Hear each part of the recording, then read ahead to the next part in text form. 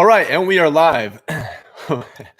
What's happening, everyone? Welcome back to the Another71 CPA Exam Podcast, episode 92. Ninja shirt from Zazzle, and they're pretty expensive though because they're custom. The Ninja hats, those are custom made as well. So, all right, let's get started. Okay, so starting out. And I'm getting a lot of emails from people who are choosing to not study right now. And what I tell them is that smart people are owned. Someone let the dog out of the yard. And in the middle of it, you're trying to even, there's a good chance that one of my kids will walk in my office while I'm doing this podcast. It's hard. Studying for the CPA exam is hard right now. And guess what? Most investors who do this miss the rally. So they sell low and buy high, and someday they're so some states may open, May 1st, May 3rd, May 15th. If you're in New York or a place like that, investors who dump their stocks, there's going to be quite a few CPA candidates who miss the boat in getting an exam scheduled, because what's going to happen? They open up the exam window. And when you work, you work. When you homeschool, you homeschool. And when you study for the CPA exam, you study. You can't study for the CPA exam while you're trying to, have your second grader do math. And it's really hard to study at home. And I see people email me that working from home is actually harder than working from the office because it doesn't seem like the day ever ends. And so 6 to 8 weeks. So anyway, that's my soapbox for the day. Smart people are studying for the CPA exam right now during the coronavirus lockdown hysteria. Ignore the news, keep studying. All right. So I'm going to pause and read some social comments, and if you have a question, you can enter it either on Facebook Live, Instagram, or YouTube. Someone already laughed at me, so it's not nice. People say that I smack my lips a lot, so I'm trying to avoid that with staying hydrated. So let's see. We got Ala with My CPA Excellence on. She does a great job, by the way, of doing interviews. And so if you want to check out her channel, like there's some people who I'm really impressed by just with their work ethic. Like I'm talking about in the CPA review industry. It's really easy to put up a website and just like not interact with people. But Ala is doing a really good job. She has some good interviews. And go listen to some of her interviews. So that's my plug for Instagram DMs. I'm a lot better at Facebook messages, so send me another one. CPA exam studying is mixed up right now, extending through September 30th, although it seems like some are not quite on board with that yet. And Wrecked Racing says, glad to see the beard coming back. Yeah, I would take my hat off because the hair's coming back too, but the downside of letting my hair grow back is my wife has forbidden me from shaving it again. So, but yeah, yep, the beard's coming back along with the gray. So yeah, sorry about that. I don't know about when your credit's going to get extended. Hopefully, all of your state board of accountancies are showing mercy on you. Hey, Jared Altick. All right, Red Snapper says auditing 77, BEC 82. Reg 80, 75, all with Ninja. Thank you, Red Snapper. Anyone else who use Ninja? I love comments like that. They're a lot better than I failed with Ninja, so keep those coming. Thank you for saying that. Let's see. All right. Any tips for an exam in June? Well, that's it's like up to 10 weeks from now. So just start your study plan and assume that your exam is going to be in we're jumping back and forth here between the social comments, and no one has said I hate you yet. That's good. All right. I get completion still tested on the FAR exam because I found an MCQ about it. And I've heard that it's not tested anymore, so I want to be sure about it. Okay. So of completion method, and the other one is escaping my mind. That happens when you go live. Anyway, so it has to do with construction accounting and construction revenue recognition. So while the new standard did away with the anymore, the concepts are still there. And so it's basically the same, except you have a few more wrinkles. And so what we did with our ninja questions is, I mean, it's not like construction accounting just changed and like it's conceptually different. There's just a few more hoops to jump through. And so we incorporated those hoops into the questions. And so I don't know if other review providers completed contract or percentage of completion method in accordance with blah, blah, blah, blah. And because the concepts are essentially the same. Since I have my exam scheduled, hopefully for July 2020, what strategy do you recommend to pass FAR and the other three? Okay, so that's pretty broad question. So it really comes down to how do you, so I'm going to frame it as a ninja question. How do you study using Wiley and Ninja? So you have Wiley CPA Excel, $1,000, you want to use it. So nail the concepts with your Wiley videos. Take about 2 weeks. Take really good notes. Set multiple choice question so you have NIN. For the non-SEP MCQ portion, you have to decide, do I want to use the Wiley test bank for my non-SEP MCQ? If so, then you use that for the N, and then you'll use the Ninja MCQ for the A, which is the exam questions. So nail the concepts with your Wiley material and take intense notes. Spend the Wiley book, whatever. Set a budget for your concept. So 2 to 3 weeks, and then get in and get out. And because the most important thing you can do is the multiple choice questions, because while the review course providers, they do their best to teach the accounting concepts and take notes. And so if you get something wrong, or if you get something right and you kind of guessed, write it down. And you take these little, just write a line down your legal pad, and just anecdotally writing things down really connects with my brain, and sounds like it connects with other people's brains as well. And so if highlighting is mostly worthless, then write my notes. And so I'm like, what if we tried it this time? And then it all comes together. So we're going to go down the path of use the Wiley test bank. So we're sticking with the Wiley example. Use the Wiley test bank for your non-stop multiple choice questions. You took notes, then you rewrite your notes. So you are rewriting the notes from your Wiley lectures. You're rewriting the notes from your Wiley test bank, and then and so you can either do that, or some people just don't take notes. I can say take notes all day long. Some people won't do it. So then what you do is instead you rewrite the Ninja notes. And then it all comes together, your final review. That starts here, my redneck, hillbilly, lip-smacking voice on exam day, and sometimes voice cracking, although when I record the audio, I edit over that. So hope that's helpful. All right, going back to Instagram, seen some comments.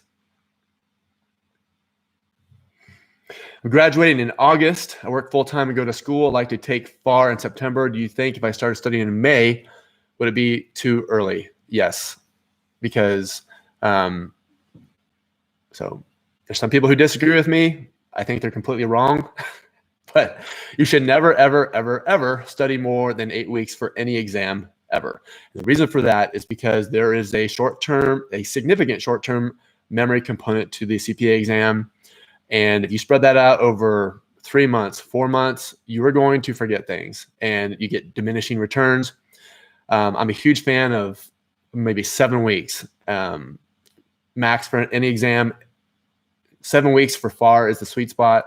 Same for regulation. For auditing and BEC, 5 weeks. So with Ninja, and here's a plug, you can go to Another71.com and click Ninja free trial, and you will get the free study planner, because we have a 4-week study planner and a 7-week study planner, and you get those for free. And it's helpful.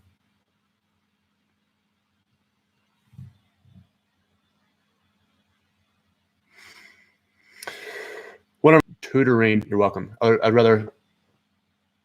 would jump on one of those tutoring websites and get good at it.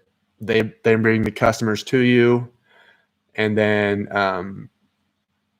if you build up a brand for tutoring, then you can launch your own business. But or you can just, probably the longer path, but the better path is just to start doing tutoring on Facebook Live and Instagram Live, and just be known for being a tutor. So Matt says on Facebook Live, Ninja helped me pass the exams February of 2016. Thank you, Ninja. Thank you, Matt. Good to hear from you, buddy. All right. Question 2, Lucy. No, we already did Lucy. Andy says, I'm a Ninja monthly member and just curious about what you think about how COVID-19 will impact the CPA testing, as all of the testing centers have been shut down and uncertainty of when it's going to be reopened. This makes it difficult to want to study for our test dates and for expiring scores. I'd like to hear your thoughts and strategies that you would implement during these times. So, studying right now is very hard, and it's kind of along the lines of people who study full time. So I get emails from people about, hey, good news, I don't start my Big Four until September, and I can study all summer at home, and etc. Or I'm going to quit my job, usually a bad move, to study full time. And so I say, hey, great, you have what a blessing it is that you get to have all this time to study. However, have you ever tried to do anything at home and something difficult that you don't really want to do? All of a sudden, like that one drawer in your kitchen where you dump all the stuff that you want to forget about, all of a sudden that needs to get organized. Or all of a sudden you need to clean out the proverbial closet. Or all of a sudden, Tiger King drops on Netflix and you just got to watch all 8 episodes. Studying at home is not easy. And so I tell people to treat it like a full-time job and actually leave the house every day and go to Starbucks or whatever. And, but guess what? You can't do that right now. And so you have to study at home. So it's this toxic mix of studying at home, but I can't leave. I have to work from home. My kids are at home. My spouse is driving me crazy because they are working at home also. And this is a time where you have to prioritize and you have to sacrifice. So you prioritize by you work when you work, you homeschool when you homeschool, and you study when you study. You spend time with the spouse when you spend time with the spouse. The sacrifice comes into play. Maybe you get up an extra hour earlier. If your spouse works from home, maybe you work it out with them. So, hey, from noon to 2, you get to go in the spare bedroom and study. Then the kids go down to bed, and hopefully your work will let you shut things down. And So you agree with your spouse, okay, Monday through Thursday from 9 to 11, we're going to sit at the kitchen table and study. You can work, whatever, I'm going to study. And then Friday night, there's no studying. We're watching Tiger King. And so that's really some strategy for how to handle this. There's no perfect answer. There's no easy answer, but get my phone above my Mac and I'm like doing this to the computer. Sorry. Whitney says, it took me forever to get through the Ninja books and taking notes. Should I use a week to get through the books, move on to the MCQ and Sims? Yeah, a week, 2 to 3, like whatever your study budget is. So I would definitely allocate at least 2.5 weeks to the MCQ. I would allocate a week to rewriting your notes, and I would allocate a week to reviewing. So 2.5, 3.5, 4.5. And so get through what you can in the book and then move on. Even if you have to skim the examples, skim the application examples. So that's what I would do. I mean, the Ninja book is more pared down than most books. Some of these books are like phone books, and it's because, hey, we just sold you this gigantic phone book, and now you need to use our videos to tell you what to study from it. And so it'll take you forever to get through those books. And so Ninja book is more pared down than most, but it's still pretty voluminous. And so, yeah, just create a budget and work through it. Again, I'm scrolling through the comments. If I miss your comment, please re-ask. So the question is from studying CPA with me, how do you know when you're ready to sit for a FAR, when you're scoring 75%? Well, when you're going through your final review and you're working your questions like by topic, starting with your weakest section first, moving backwards. If you're scoring in the 70s consistently, so you do a set of 20 questions over not-for-profit, you score in the 70s, you score in the 70s in the section of leases, et cetera. If you're consistently scoring in the 70s and 80s, then that's kind of an arbitrary way of knowing that you're ready. Renee writes in, I need some motivation. I failed BEC 5 times. My last score was a 73. The first 2 times I took it, I didn't study enough, but the last 3 times, 71, 64, and I'm about to lose auditing. Okay, so Renee went from, this is what happens when someone scores in the 70s and they score in the 60s, they thought that they were like, quote, a few points away. And so they can, maybe this exam isn't for me, et cetera. Well, no, you just didn't study right on your retake. And this is how you study, get back in there. So your last exam was a 73 on BEC. And so what you want to do is avoid the mistake that you made going from 71 to 64. So a 73 means that you're extremely close. There is a concept or two, a chapter or two, maybe it's cost accounting or something like that, where you are super weak, and topic that you don't want to study, you just punt, and you just hope that the exam won't ask you. And so if there's a topic or two that you're weaker in, and if my brain seemed jumbled for a minute, it's like working from home, someone was just knocking on my door. I'm like, how do I answer this question? Sorry. So like, for instance, when I was studying for regulation, I did not want to study light count exchanges. I hated it. I didn't want to study AMT. I hated it. And so consequently, I scored back-to-back 74s on regulation, and I lost my FAR credit. Well, I had this genius idea to study them. And then I ended up passing regulation with a 92 the next time, and then I repassed FAR. And so if there is a topic that you are either punting or you're just, it's pretty hard, getting pretty much in the weeds, study that section in the Ninja notes. And so just know the basics about that topic and then move on. But 73, there is an area that's just keeping you from getting over that 75 mark. But don't make the mistake of cutting corners again because you scored a 73. Hey, that's two better than the 71. And because you might end up actually scoring worse again and then losing your auditing credit. So Renata on Facebook Live, I study for BEC.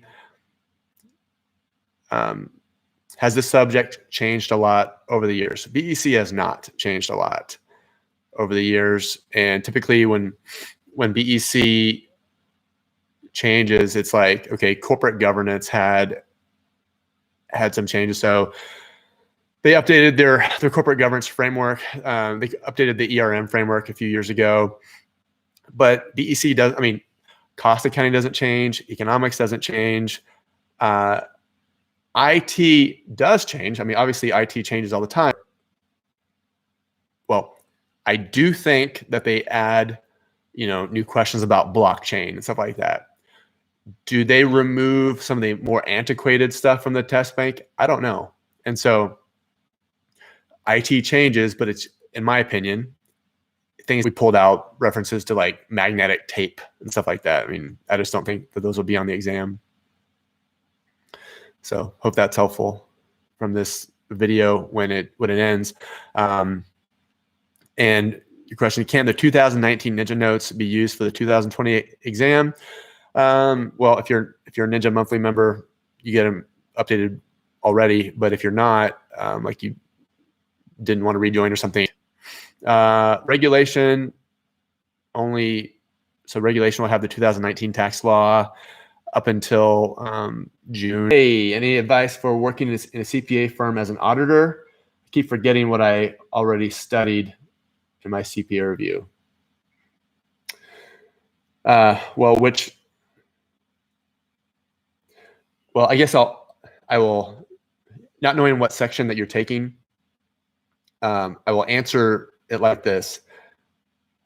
People who are auditors for a living are oftentimes shocked at how poorly they do on the auditing exam, because how you do things in practice isn't necessarily how you do things on the exam.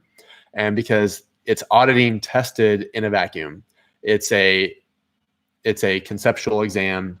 Oh, so I'm not a terrible auditor. It just means that they test the material differently and you just have to study it because like you're taking a standardized test. So he says he already passed the CPA exam. So the question is, okay, how do you stay up to date on the stuff, on the materials?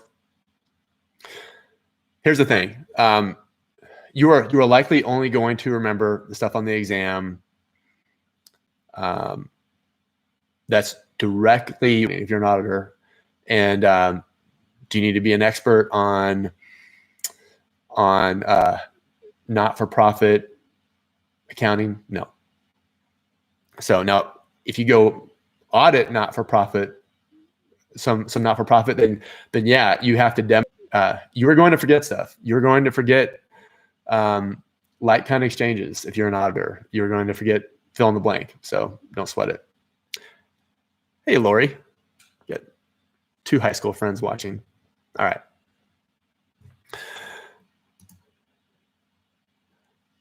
Luke writes in, let's see.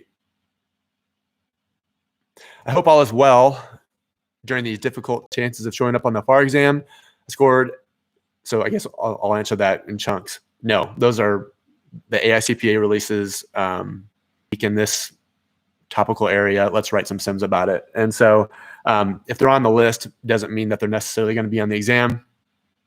They're just like, hey, you might get a sim over this topic. You should be reasonably familiar with it. Continuing on, I scored a 65 on my last FAR exam, and I tried to think of things I need to fix or do differently this time around. And I didn't focus much on the sims exam. currently doing Becker MCQ, Sims and Notes, along with Ninja Notes. Also, any feedback or advice on how to approach my FAR retake. I'm struggling to find the confidence in the approach that I have now. Okay, so you're nailing the concepts with your Becker videos, your Becker test bank. Sounds like you have the Skill Master videos. I guess they have those for the simulations. I don't know. But so you're nailing the concepts with Becker, taking intense notes over Becker, nonstop multiple choice with Becker. And then so you're going to use Ninja MCQ for your final review. So the A, it all comes together. And that's good. If this is a retake, I would swap out, I would do Ninja MCQ for your nonstop multiple choice. If it's the first time, then do Becker. You might just rewrite the Ninja notes if you haven't already gone through them many times. And so then the biggest questions is Sims. Like you said, they're the luck of the draw. Now, I used to tell people to do like 90% MCQ, 10% Sims, and then I softened it to 80%. You can study 20 to 30 different Sims and get none of those topics. Well, that's probably a stretch, but of your MCQ on the exam. And simulations are really an extension of your practical knowledge that you know from the MCQ. So you're able to answer MCQ because you know the concepts. And so you're able to, and so the simulations are essentially an extension of those concepts. Now, where that can get messed up is, you know, you might know how to do FIFO, LIFO, and weighted average and come up with an inventory and cost of goods sold. Like, you know how to do that. But on the exam, if you get a sim about it, like, do you know how to fill out? So what I tell people is definitely work the AICPA sample simulations and work some tough topics over your simulation. So, you know, Becker is a big company. I'm sure they have pretty good sims. So work some sims over there and you know, work 10, 12, or spend an entire Saturday doing nothing but sims. So one Saturday out of your 7, 2 Saturdays out of your 7, do nothing but sims, and I would call that good. Hussein says, Jeff, on Facebook Live, are the basics for hedging enough? Any sim on this topic will destroy me. If I were studying, I would understand the basics. So, I mean, yeah, you might get a sim over hedging, and it might destroy you. You know, it's a risk reward ratio. I mean, you spend a lot of time studying that, and you might not get a sim over it. And so, I would read the Ninja notes over that topic, and then I would hammer the multiple choice over that topic if you're worried about it. So, and then I'd call it good. All right. Continuing on, if you have a question, again, we're on Instagram Live, Facebook Live, and YouTube Live. I've never done Instagram Live before, and I've never done YouTube Live before, and I'm doing all three at the same time. Makes perfect sense. All right. So Brenda says, due to the coronavirus, I've been unable to do anything over the last 2 weeks, and I've been studying relentlessly. And I had been studying relentlessly since November 2019. Do you have a suggestion on to help me get back into it so I don't lose all the ground I made? My daughter is home, and with all the bad news, I can't get back on track. I think the reality is that you're going to have to start over. And, you know, maybe, well, I say that, like, if you've already been through your videos, and if you've already, you know, taken the notes that you can take, set those aside. So starting over means starting over the nonstop multiple choice question portion of Ninja. So starting over means you're starting over doing the multiple choice questions, which is not a bad place to start. It's actually the least boring, People like doing MCQs because it's active learning, taking notes. In theory, you can listen to music while you're doing it. And so if you've already been through your lectures, and so that's one of the benefits of the Ninja framework is like once you're done with your lectures, they're done. Like, you don't spread those lectures out over 8 weeks. None of this chapter 1 video, chapter 1 question, chapter 2 video, chapter 2 question, none of that stuff. You're basically studying in chunks. And so set the videos aside if you've already done it. If you don't feel comfortable with that, and if it doesn't say what review program you have, if you have some cram videos, maybe pop in those cram videos, pop it in as if it's a VHS. But some of you don't even know what VHS is.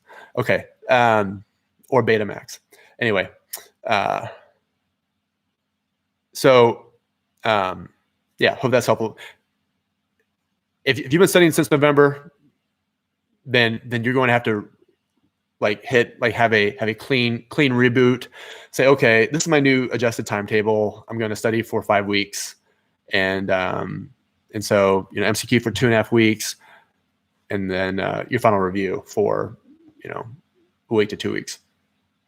So, Dallas writes in, I just want to ask you something. I recently got my score, and sadly I failed. The thing is, that was my second try for BEC. The first time I scored a 63, and it says that I got weaker on 3 topic areas. And then I got a 59, which is 4 points lower. And my report says I got comparable on the MCQs and the written communication. I cannot understand how I scored less with better performance. I feel so discouraged about it. All right, here's the deal with those score reports. Like, I don't put a lot of weight in them, and I mean, there are people who have sent me screenshots like, "What's going on here, Jeff? I scored like comparable or better relative to other candidates across all sections, but I still failed." And so there's no way to work into the math on that. So the bigger question is, why are you scoring a 59? So a 59 is different than a 71 or 73, and for more than just purely numeric reasons. So a 59, so a 71 or 72, 73, it means there's an area that you're studying is good, but there's a place where you are conceptually weak. A 59 means that you're not studying correctly, or you're not studying. And so the assumption is that you are studying for 6 to 7 weeks at 20 hours a week. I tell people, if you're not studying 20 hours a week, then you're not studying. Now, people who are going through busy season, I mean, in any sort of busy season, but busy season from home, would probably like to punch me in the face. Like, dude, I'm already working 70 hours a week, 80 hours a week, 90 hours a week. How am I going to study? Like, shut up. I get it. I worked through 2 tax seasons, and that was more than enough for me. So I get it. And so if you're not studying 20 hours a week, then you're not studying, with the caveat that it's busy season. Now, how are you studying? Are you studying like the typical chapter 1 videos, chapter 2, chapter 1 questions, chapter 2 videos, chapter 2 questions? Like, if you're doing that, then there's obviously people who pass that way, because why not instead get through the concepts, then do the MCQ, and then review? It's a much more efficient and effective use of your time. So if you're scoring a 59, I'm very well pass with those every day. And so obviously you can too. Love to have you as a Ninja customer, but you can also pass with your own course. And so I'm hesitant to blame the materials right away. Now, some courses like, hey, I hate my course and can't stand this guy, or Jeff, I hate your audio, can't stand your voice. I get it. Now, you should have done that That's why courses offer free trials. If you don't want to, if you don't want to listen to my voice, if you don't want to listen to someone else's, you drop $2,000 to $3,000. Now, thankfully, Ninja offers a refund guarantee if you don't like it. So I'll give you your money back. We can be friends. Something needs to change there. Question on Instagram Live. Do you have any advice? Personally, myself, I studied for BEC and auditing at the same time. And it was a hot mess. It was a dumpster fire. And now I did it not by choice, but because I had to, like, I was up against it. My NTS was expiring because I was procrastinating, and it's my own fault. Now, that said, there are plenty of international candidates who study for 2 sections, 3 sections, 4 sections at a time, and just come over here and own it. So I should probably interview them on how to do that. So interview international candidates out there who have perfected this, hit me up, and I'd love to interview you. But whoever, or our uncle at Thanksgiving dinner, back in my day, we had to sit in a big cold hotel conference room, and we had to take all 4 exams over 2 days, and then you had to score over 50% to get. Is a more difficult exam. Blasphemy, I get it. Back then there was like 2 FASBs, and now there's a bunch of them. Back then there wasn't blockchain. Back then there wasn't a section called BEC, and a lot has changed, and it's not like the accounting rules and these concepts that we have to change. It's not like they've all been superseded. No, there's been a lot of content that's been added.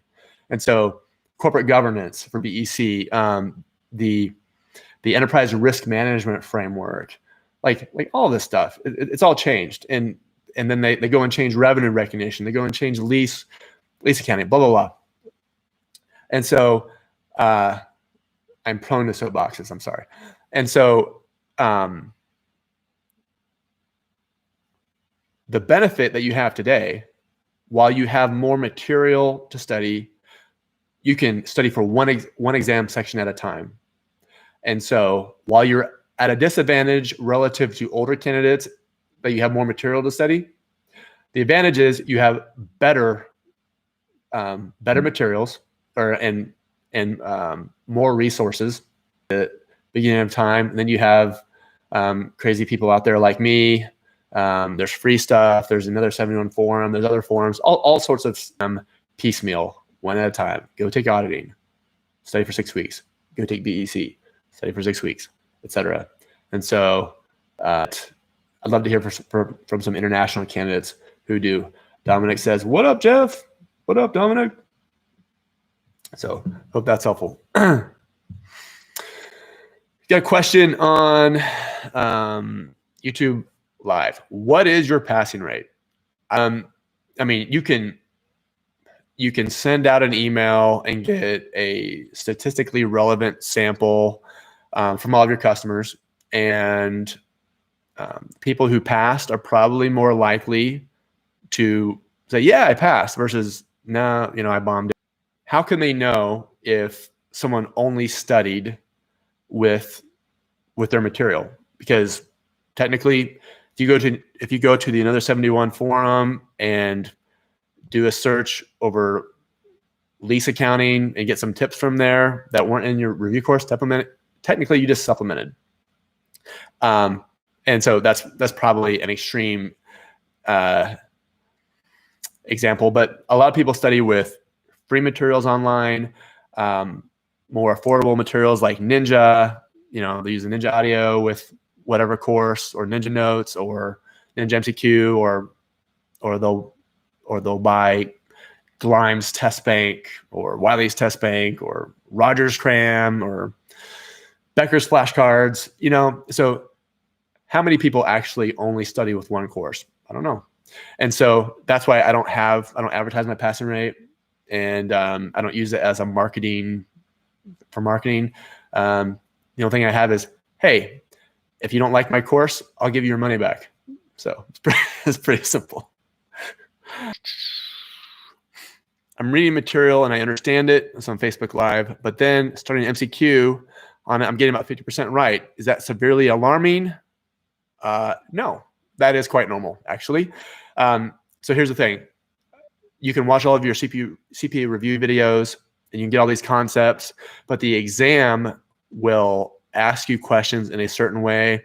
You can understand something conceptually, but the exam will test you. Like the exam really drills down into your conceptual understanding. And so when I get people who email me, they're like, man, I'm bombing my MCQ. Like, am I just stupid? No. So you can't look at an MCQ like you're being tested or like it's a quiz.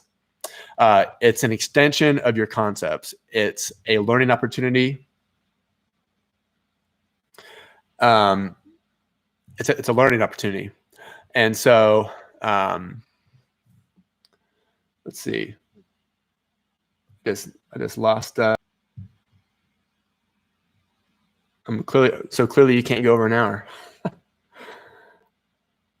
All right, welcome back to all of you Instagrammers who I just booted off. Apparently you can't go over an hour. Okay, so I was just answering a question over if you're scoring horribly on your MCQ, is that normal or are you dumb? And the answer is no, you're not dumb. That's normal because the MCQ, they are an extension of the learning process. So the MCQ is not a quiz. So that's why if you score a 75 on your practice exam, like, does that mean you're going to score a 75 on the exam? I don't think so. I think a 75 on the exam is more like an 86 or something. I mean, I don't know. That's just my gut feeling. But, and so, because there's psychometrics and all sorts of stuff. And so if you are scoring poorly on your MCQ, that's okay. Take notes. And as you take notes over the things you miss, you will continue to miss less and less, and your weaknesses will become strengths, which is why it's really exam day. Junior says, I don't know when my testing center will open. Should I continue to study? Absolutely. You, governor, depending on your state, just arbitrarily lifts the ban, says, hey, it's safe now. You want to be ready to go. So you want to be, is that a word? For FAR. And like you literally can't study anymore for FAR, but the auditing. And then, so I answered a Instagram live question earlier about studying for 2 sections at a time. That might be a way to do it, is that stay exam ready for FAR, but then start studying for auditing, start on your videos. So that's what I would do. Joshua says, hey, Joshua, I remember you. Hey, Jeff, I'm taking a break from the CPA since I fell out of my window twice. Okay, assume a metaphorical window. Taking series and 63. Good to see you too, Joshua. I would think that any, your series 6 and series 63. I know that has to do with securities. Is that insurance? Seems like that would be insurance. I would think that would be an asset to any. I mean, your big accounting firms, like those are big corporate behemoths, but you go into a mom and pop CPA firm, and you don't have to be a CPA. You can be an EA, and they'll just stick you in the tax cubicle. You can just crank out taxes all day. And so, maybe they don't use you for audits, but man, if you want to specialize in tax, I think that's just fine. And so, and the questions on there are significantly more difficult than regulation, or at least go into your mom and pop CPA firm, be an EA, crank out tax returns, like, hey, you can. And so the CPA firm that I used to work at, we used to have a lady that she also officed in there, and she of outsourcing, like, hey, you really should be, you really should have life insurance. Go talk to Joshua, that type of deal. I don't remember all the regulatory rules around that. So I might have just said something, no, dude, you can't do that. But anyway, so just make sure that you disclose the relationship, right? So on Facebook Live, I use Ninja Audios, great audios. Jeff, I used to listen to you during my workouts. Thank you, Ninja. Awesome. Thank you for saying that. Appreciate the feedback. And I mean, you can make a case that FAR and regulation because of deferred taxes. So if you've studied regulation, then deferred taxes makes. Yeah, I tell people to watch the Bob and Net videos and they're like, oh man, thank you. Even though they're quite old. And I mean, any topic that's kicking your butt, like watch your videos, whatever, skim the book, whatever, and then just hammer multiple choice question, write it down. And then pretty soon, in theory, I mean, if you go through all the questions, like Ninja has 6,000 questions, which is Allie. Hey, Allie says, hi, Jeff. I have a question on BEC and as it relates to simulations. I failed it twice. Essays and completed them all. Any ideas how to fix this? Well, essays are tricky in that, you know, when I was taking the exam back then, all of the exams had essays. And so I bombed the math portion and I scored a near perfect on the writing. And I was trying to get into a Master's of Accountancy program. And the dean of the program like looked at me in disbelief and he couldn't fathom what he was seeing. I said, no, sorry. And so that was an aspect, like have English as a second language, or maybe they're not good writers, struggle with that. Sometimes like you know the concepts and you use good keywords and you did a good essay in general. I think BEC is a little bit tougher than, like, that can be a pretty tough sim. And so, I mean, cost accounting in general is one of the more tougher topics for BEC. And so, excuse me, my advice, some of those tougher sims home. And I know that I'm giving you advice that it's pretty much common sense and you already knew it, but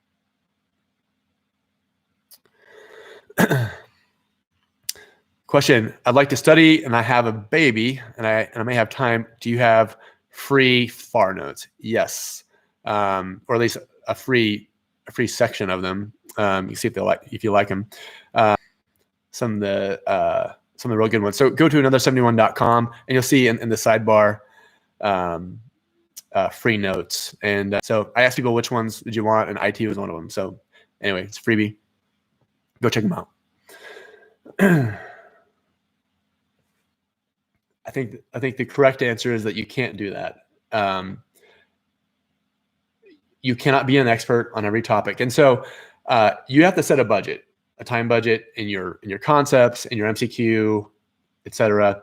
Like for FAR, if you just camp out in not-for-profit accounting, or in your case, cash flows, like you are going to become an expert at cash flows to the detriment of the rest of your. If you get a question on exam day and it trips you up and you sit there and stare at it for 5 minutes because, okay, this always, I don't know if this happened to the rest of you, but when I was taking an exam, like within the first five questions, I'd get a question that was just like killing me. And it was like some sort of calculation question.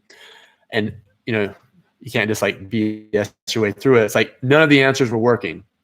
And so you have to pick B or C. I say pick B or C and move on, because if you camp out on a question and so if you budget 2.5 minutes for each question and you spend 5 minutes on question 5, then that's gonna be 2.5 minutes that you don't get to spend on your simulation. So, and then, there's like 70 some questions per exam. And then if you do that every 5 questions, you're gonna be in trouble. So hope that's helpful, is that both are going to be tested. And, bonds is obviously, I mean, the ASCPA blueprint assigns the weighting. I'm going on my 4th time taking it. I'm so confused, concerned about how the pandemic is going to help or hurt me. if you could lend any information and advice to me, it'd be greatly appreciated. So those of you who have been on since the beginning, and hopefully this hasn't been too boring, you've seen a theme here. People don't know how to study during the pandemic and during the lockdown. Kids are at home. Kids need to be homeschooled. There's this fear in us as parents that we're going to magically, like over these next 3 months, that we're going to screw up our kids' education, and they're never going to amount to anything, and they're not going to get into college, and they're going to score an 18 on the ACT, and do your best. And I mean, you are likely seeing things that your teachers see on an everyday basis. So they might be perfect angels when they leave your house, and they're terrors at school, or the flip, that they're terrors at home and they're perfect angels at school. I've heard both. We've been homeschooling for 10 years. And so, so I see both. And so, do your best as their teacher. And this is kind of going off on a homeschool tangent, not related to the question at all, but do your best as a teacher. And if you diagnose some character issues, hey, what a blessing it is that little Timmy likes to cheat on his math tests. Maybe it's time to spend the next 3 weeks, three or 4 months addressing that. And that might have more long-term implications for little Timmy than, whether or not he knows his times tables. So kids are at home. You have to work from home. Spouse is at home. It's nearly impossible to get anything done. And you have to switch your routine. Stop watching Netflix at night. Study instead. Kids go down to bed. And if you're single and like none of this applies to you, well, some of it would apply to you, because like you have to focus. And physically going and hiding giving your phone to your spouse or your significant other or your roommate, saying, "Don't dare let me have this for next." That will keep you focused. Like, let's say you're prone to look at ESPN.com or something while you're studying, and maybe set up like rewards. Okay, if I study for the next 2 hours, I'm going to watch an hour of Tiger King, or I'm going to start watching Breaking Bad for the 6th time because I'm all caught up on Better Call Saul. So anyway, stay focused, sacrifice, treat it like a job, be disciplined. All of the things that you already know. This isn't groundbreaking information, but hopefully it reaffirms what you already know. All right. 2 more questions, and we're going to wrap it up. Yeah. Comment on Instagram: unknown testing so hard to prepare. Yeah, it's hard to prepare with the unknown. Like, the exam centers, they will open again. Like, they will. And life will start to get back to normal in phases, I hope. I hope in the fall we're all in we're all tailgating at college football stadiums everywhere.